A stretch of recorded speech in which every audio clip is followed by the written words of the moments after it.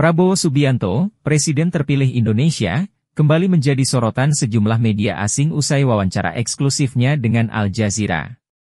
AS News menyoroti Prabowo dalam artikel berjudul Indonesia's Prabowo Reiterates, Asian Way, to Diffuse Tension, Al Jazeera says. Sementara itu, The Straits Times menayangkannya dalam artikel berjudul Indonesia's Prabowo Reiterates, Asian Way, to Diffuse Regional Tension. Keduanya menyoroti langkah yang diambil Prabowo terkait kebijakan luar negeri saat dirinya memimpin nanti. Misalnya tidak akan menyelesaikan masalah dengan campur tangan negara lain. Dia menjelaskan pertanyaan soal pengertian Asian Way yang dirujuknya. Prabowo berbicara kepada Al Jazeera soal cara Indonesia menyelesaikan banyak permasalahan tanpa pihak lain di Asia Tenggara.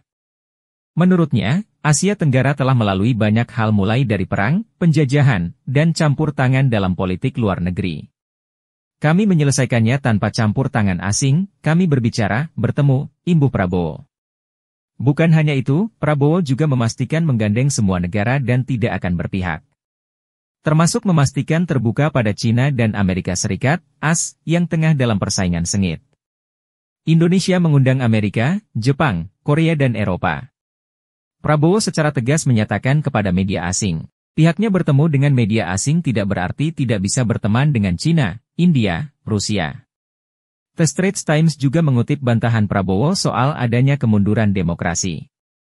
Menurut Prabowo, peralihan pemerintah terjadi secara damai selama bertahun-tahun. Meski begitu, Indonesia tetap masih ada masalah yang perlu diatasi. Misalnya aksi korupsi yang masih terjadi hingga sekarang. Media itu juga mengutip pernyataan Prabowo soal pada Papua. Menurutnya kepentingan nasional bisa memandu pendekatan di wilayah tersebut. The channels of these so-called Papua independence movement, on their channel, you can see how they mistreat their own people.